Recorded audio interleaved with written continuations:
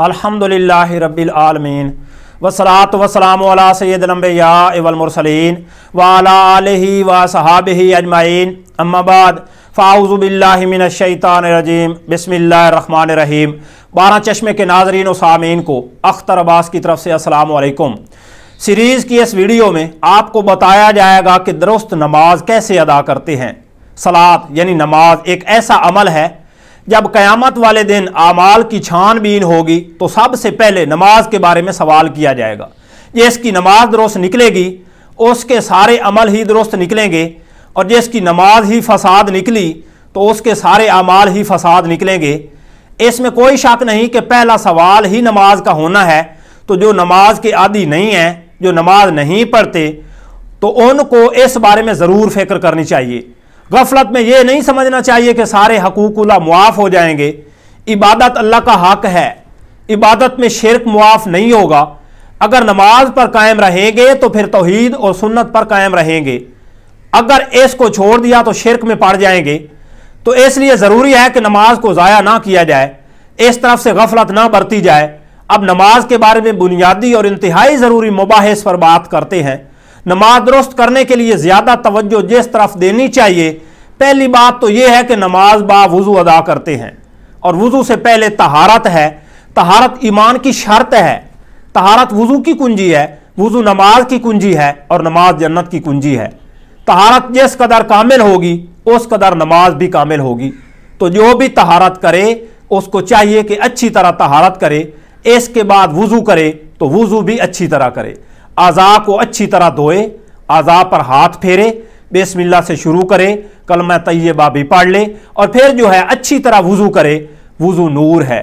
हदीस शरीफ में आता है कि अल्लाह ताला का जो महबूब तरीन अमल है वो नमाज को उसके वक्त पर अदा करना है। नमाजियों की ये सिफ्त है कि वो अपनी नमाजों पर कायम रहते हैं, अपनी नमाजों को दायम रखने वाले हैं। नमाजियों के कारोबार, उनके मशागिल उन्हें अल्लाह के ज़िक्र से, नमाज से गाफिल नहीं करते। ईमान वाले नमाजों को उनके मुकर्ररा औकात पर तमाम अरकान वाजिबात समेत बड़े खुशू व खुजू के साथ अदा करने वाले हैं। नमाज जमात के साथ है, बग़ैर उज़्र के जमात को तर्क नहीं किया जा सकता। जब इमाम के पीछे नमाज पढ़ते हैं, हज़ूर सल्लल्लाहु अलैहि वसल्लम ने फरमाया कि नमाज तुम्हें पढ़ाई जाती है।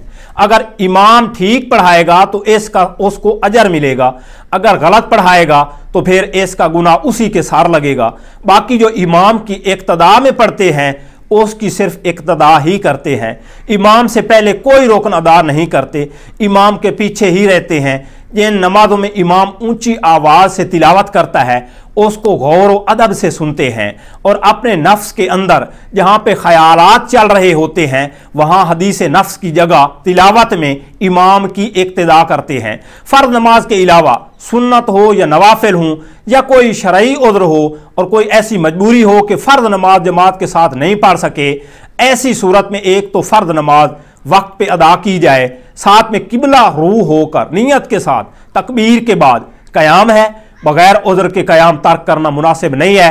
क़याम में तिलावत है, तिलावत ठहर ठहर कर करते हैं, जल्दी नहीं करते कि एक ही सांस से शुरू किया और फिर जो है बस अभी ख़त्म नहीं हुई थी कि रकू में चले गए, नहीं, बल्कि ठहर ठहर कर इत्मीनान के साथ तिलावत करते हैं। जब रकू में जाते हैं तो रकू में इत्मीनान से रकू की तस्बीह को अदा किया जाता है। फिर रकू इत्मीनान से अदा कर लेने के बाद जब जिस्म साकिन हो जाए तो फिर सजदा में जाते हैं।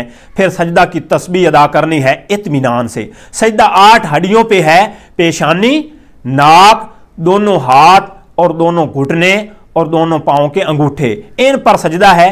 एक सजदा अदा कर लेने के बाद जब वापस उठते हैं और जिस्म साकिन हो जाए तो फिर दूसरा सजदा अदा करते हैं। ये नहीं है कि अभी जिस्म साकिन नहीं हुआ, थोड़ा सा सर उठाया फिर दूसरा सजदा कर दिया। इस तरह नमाज लौटानी पड़ेगी, जल्दी नहीं करते, जल्दी शैतान की तरफ से है। इत्मीनान से नमाज को पूरा करते हैं। नमाज के बतौर साले अमल क़याम में जो ज़रूरी चीज़ वो पुख्ता ईमान, खुशू और खुजू है। इस्लाम के इस रोशन मीनार को कायम करने में और दीन के सतून को अमल की पुख्तगी से थामते हुए इस दौरान में ख़ास और फिर बाकी औकात में बिलअमूम एहसान की कैफियत को कायम रखते हैं। नमाज की हालत में अल्लाह के हजूर में गुलामों की तरह खड़े होते हैं। नमाज के दौरान में इधर उधर नहीं देखते, बल्कि शैतान से नमाज की हिफाजत करते हैं और साथ में ख्यालात और वसवसों से भी पूरी तरह नमाज की हिफाजत करने की कोशिश करते हैं।